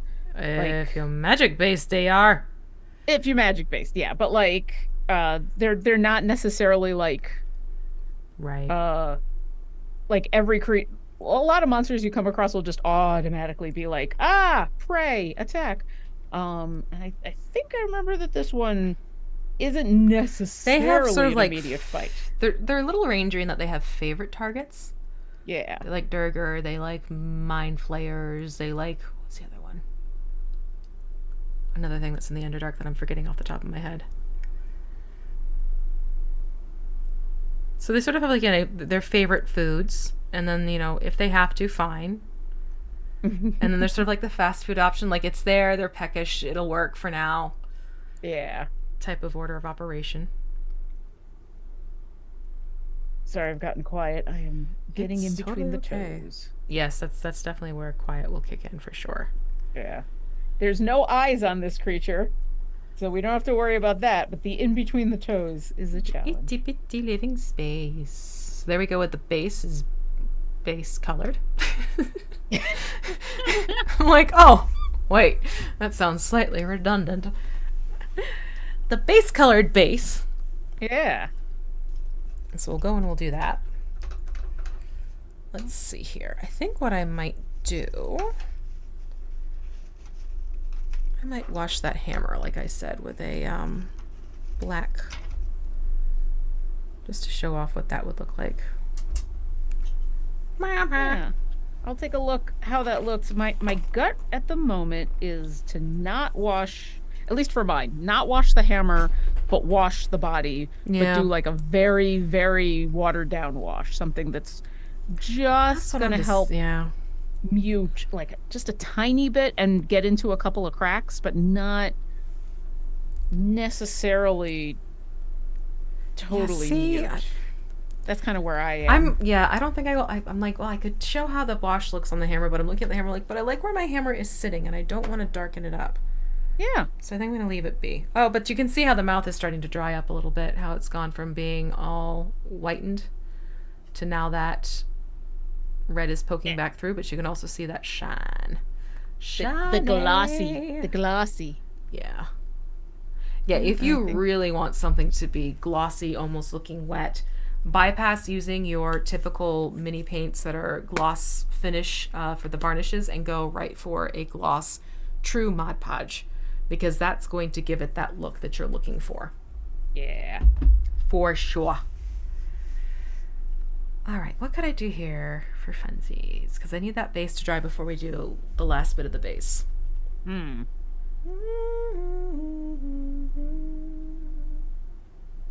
I think... Okay. Let's have fun. Okay. Messy.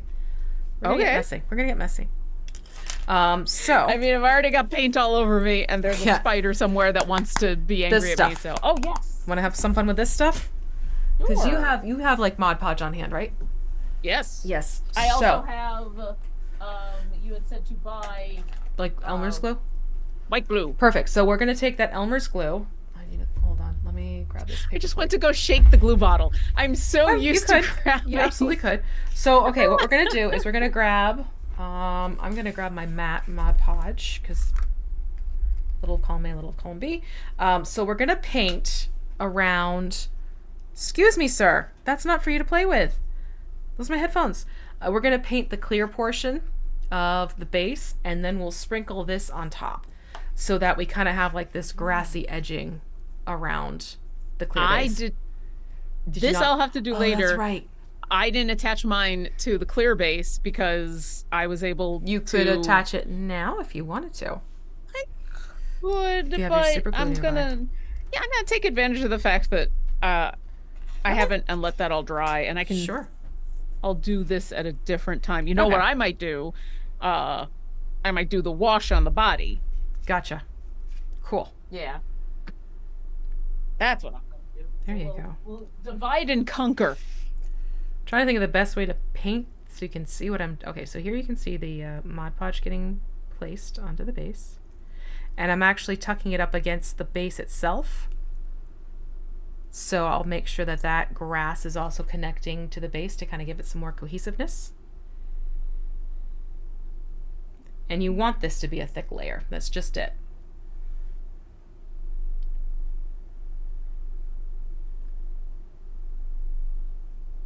Meanwhile, I'm going to grab the black wash out of the prismatic paint set, and I'm going to add even a little bit more water just to make it nice and thin, because I can always go back and put more on. Where's my eyedropper? There we go.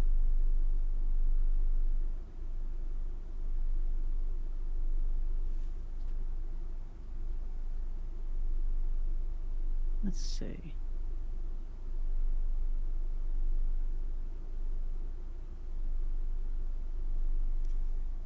I'm starting with a leg, and we'll see. Totally cool.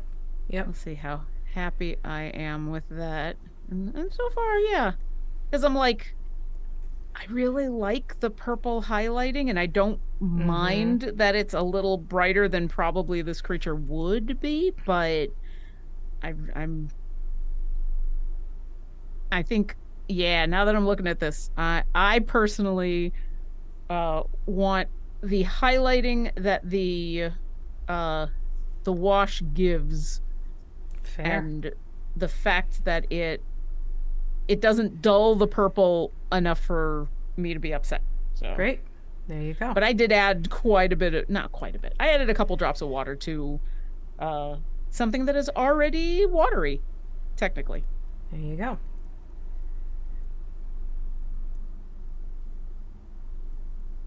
Okay, so that's pretty well covered. And you'll notice, like, in some spots, it's going to pull away a little bit, but that's actually going to make for a cool effect in just a second. So I have the Mod Podge on the clear portion of the base. I'm going to tap into my Army Painter Battle Steep Grass. Yeah. Which is this really cool stuff. Where's my... Come here, tweezers. Like last time, definitely do this over a plate.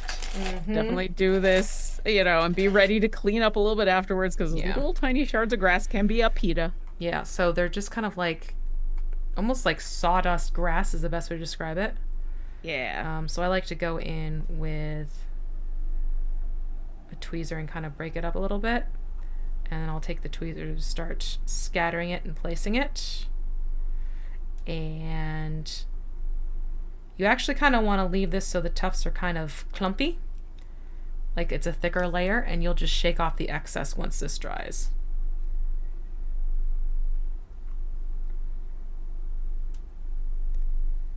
Or once you have a good layer on there, really.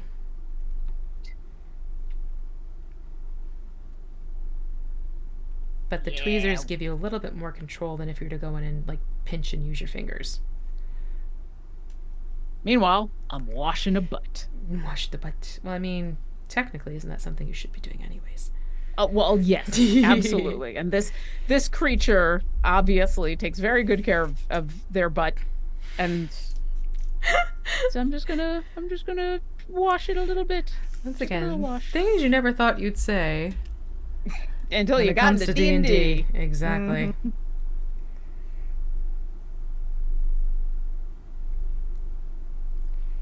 And I guess specifically D&D mini painting. Mm-hmm. Although never underestimate the power of saying weird things during an actual D&D game. Yeah. That's where the magic happens. Definitely make sure you're using a clean paper plate when you do this if you want to preserve the excess grass. Because if you try and do this with something where there's like paint on it and you shake off the grass, that grass is going to pick up all the paint that's present. Yeah. Just as an FYI. The good news is though that that container, when you buy that, there's a lot of grass in there. Oh yeah. I've had this one for 5 years. A little, just like the paint, a little goes a very, very long way. It really But do. I also do recommend the clean paper plate so you can shake off and save the excess so that way you don't feel like you have to be stingy when putting it on. Yeah. It makes a difference. Okay. Here we go. I just like to turn my tweezers on their side and just tamp it down. Like so.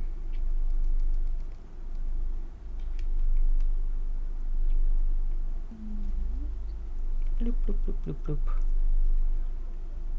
That is the professional term. You must bloop. Absolutely a professional term. Mm-hmm. The who's-he, what's-it, and the jigaware. Exactly. And then I just like to do this. I'll tap it. I'm going to tap the tapper. And that's I'm sure going it to won't have- mind. Yeah, not at all. Do, and you can see it gives like this sort of grassy thing, but the fun part is that it also, because the clear base will play through a little bit, so when you go to put this on terrain, it'll kind of help it start blending a little into the other terrain with that.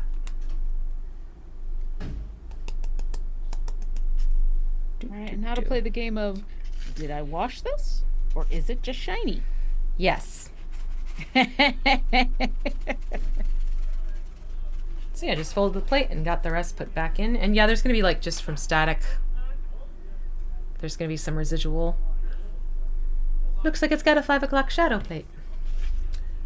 Alright, so let me put this plate over here.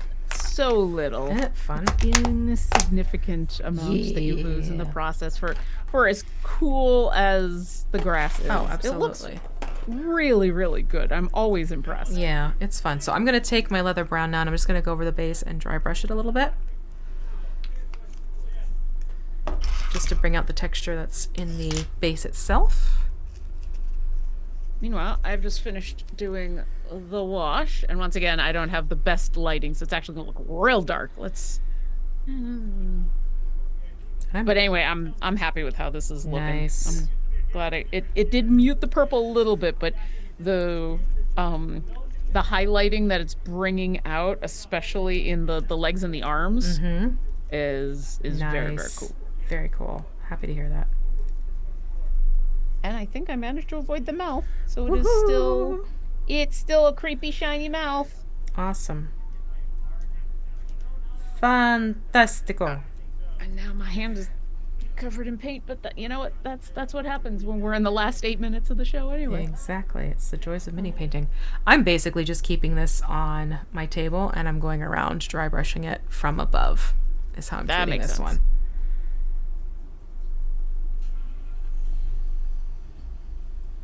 But yeah. Oh, thank you, Psychosis 28. They say they both look amazing. Oh, thank you. And yeah, I will grab pictures tomorrow because what I'll make sure to do, and I won't be able to do it till tomorrow, but get the clear base on and then take and do the grass. And what else was I gonna do? I don't remember. Were you gonna wash the mouth? Yeah, maybe. I'm gonna see how how it all dries out tomorrow and looks. Sure. Oh, but I should do the dry brushing on the base. What color did you grab for the leather base brown? Leather brown. Just did leather brown on it. Oh, that definitely was a mic hit. Sorry. Whack. Okay, so let me pick this up so you can see what this base looks like. So see, that's the base now. Yeah. But this all needs to dry, and then what I'll do is I'll go back in with my Mod Podge Ultra, that's like the super liquidy stuff, and I will put it on top of where I've just put this grass, and that acts as like an insurance policy to keep it from floating away on you. But yeah, I'm actually... I don't know why floating away made me laugh, but it's a good term. I'm definitely very happy with how this is looking. Yeah. That is fun, I tell you what. Look at that texture.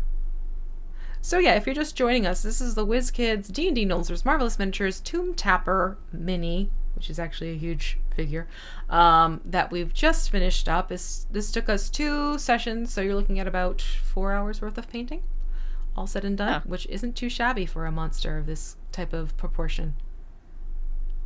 Yeah, I think the only thing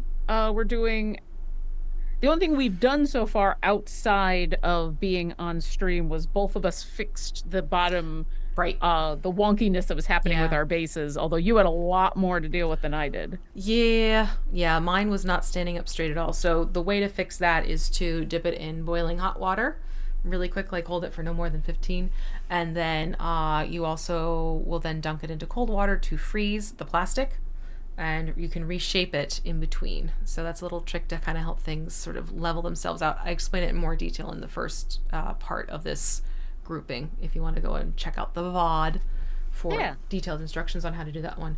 But yes, so and that didn't take long at all. No. That's like 5 minutes worth of finagling, to be honest. Yeah. Oh, I'm definitely not gonna wash the body. I'm too happy with how this body looks. Good. Yeah, all those lovely nubbly details. Yeah. I'm just the elephant dry skin. Brushing the base. Yes, my warlock. My warlock Loxodon, which is a fun thing to say now that I've said it. Yeah. Warlock Loxodon. Lock. All right, very cool. So I think we're at the point really where this is going to have to live and do its own thing until certain things happen. So for me, it's going back in and just treating that grass with some Mod Podge Ultra to seal that in, and then this is going to be pretty much done. I don't even think I'm going to do a wash in the mouth like I was thinking. I'm kind of liking this whole effect. Yeah, I'm not going to wash that mouth. Yeah, it pops too nicely. That's just it. It looks. Yeah. Just yes. And it still looks grody, like with the treatment on the teeth and the fact that the red is kind of a darker red. It definitely still looks gross. Yes, I don't feel like we're losing anything by not washing. Let's put it that way. I'm gonna take a second. I'm just gonna quickly take care of my brushes. So it's gonna look like I'm gonna get overblown for a moment, but that's because I want the brighter light. Can maybe show off my mini a little bit more. We're just going to turn that all the way up so you can kind of get a better idea. Once again, it's coming out a lot darker on my camera, but I'm very happy with really good how this is looking. Yep. These are fun. These are definitely enjoyable to paint up. So if you haven't jumped into painting these yet, I highly recommend it. I really do. Give me the mouse. Give me the mouse. Hemingway's holding the mouse. He's holding the mouse hostage. He's hugging my mouse. He's not holding it hostage. He's hugging it more than anything else. Here, Aw, he's cuddling the mouse. He is. He's hugging the mouse because he's such a gentle giant. Come here, Papa. Okay, so me and my stole will get us ready to do the ouch stuff. No. Yeah. Come here. All right, so don't forget, over the weekend, it is the weekend. You want to make sure that you are logging in for our Rainbow Awareness Week. And if you signed up for our newsletter, that means in your inbox soon, if not already, you will be getting a free gold rainbow chest code that, not chest cold. Don't get a chest cold. Don't get a chest cold. We want you. We like you a lot, chat. We would like you to not be sick over the weekend or anytime, really. So please stay healthy and have a chest code. Yes. So you'll get a free gold rainbow chest code that you can plug in as you start playing the game. And while you're in there, if you haven't already, make sure that you unlock our latest champion, and that is the lovely Thalora, our centaur paladin, as created by Alicia Marie, who you will see on Monday when you join us at 10 a.m. Pacific on this channel for Fatebreaker, which is our latest ICP, Idle Champions Presents, for those of you who don't know what ICP stands for. But so you'll get to join us in this fantastic cast. I can't believe he's putting up with this. First off, your cat is adorable. Second, I just have to add, so Alicia has been not only working with Thalora and making the character, but like actually playing as her for a couple weeks now. She is still so happy every time. So we had Children of Verte a couple of days ago that she's on Tuesdays, and she's been talking, in our very quick intro at the beginning where we say who we are and who we're playing. We each give usually like a thing that we're doing, and so she's been talking about Idle Champions Presents, and so she had mentioned on Tuesday of like, yeah, my character Thalora is in there and you can get her in the game, and she gave her a little spiel. And then I couldn't help myself because I knew what was going to happen. I'm just like, oh yeah, and Alicia, I just have to ask, what kind of creature is Thalora? And literally she went, she's a centaur. She's been so excited about this character for months. I'm thrilled that it's finally out in the wild and she can talk about Thalora, because she's honestly, Alicia put so much thought and effort behind this character. Oh, yeah. She came in for the design call and I was so impressed with all the documents and the images and everything she pulled together to really give us a sense as a team creating this champion, what she had envisioned in her mind. And it's just been an absolute joy working on this champion creation with her. So if you haven't gotten Thalora yet, you want to get Thalora because it's a centaur paladin. It is such a cool champion with some cool things going on there. So definitely check that one out too. And then join us on Monday for the third episode of Idle Champions Presents. Yeah, we're halfway through. Fatebreaker, where we're doing this really fun planescape, timey-wimey, hopping around, doing things type of adventure. B. Dave Walters is our DM. I don't know if B. Dave is still in the chat, but he was here for a little bit. B. Dave, if you're in chat, hi, and thank you. Thank you, B. Dave. You don't have to thank yourself. Thank you, B. Dave. We will thank you. You have Megan Kendrick as Whittle. Mark Muir is joining us again as Uriah this time, not Baleth. And then we have Nora Ibrahim joining us as Nahara. And we also have Gina Darling coming in with her new champion, and that is Jing Sao. And like we said, Thalora is also in the cast with Alicia Marie playing her. So I think that pretty much covers all the things, correct? Yeah, that's everything. Sweet. We are unfortunately the last show of the day because the schedule got turned around a little bit, but stay tuned. Tomorrow, Garwar will be back with Garwar's Guide. I believe Garwar is this weekend doing the guide to Thalora and the event going on. Usually they get it in the first weekend, but last weekend was Extra Life. So definitely stop by tomorrow for that. All right, fantastic.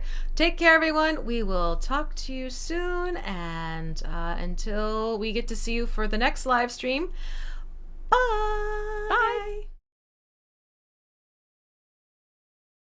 Hey everyone, VMU's here with a couple friends of mine, here to remind you to tune in on October 30th at 10 a.m. Pacific on twitch.tv/CNEGames for Idle Champions Presents Fatebreaker Episode 3. The cast is ready to continue this planescape adventure with B. Dave Walters leading the way. And while you watch, we'll also have a selection of giveaways happening in the chat. Thanks to WizKids, we'll be giving away the Dritz of Things bundle, which includes the D&D The Legends of Dritz 35th Anniversary box set, Family and Foes, the D&D The Legend of Dritz 35th Anniversary box set, Tabletop Companions, and the adorable D&D Dritz and Guinevere 13-inch plush by Kid Robot.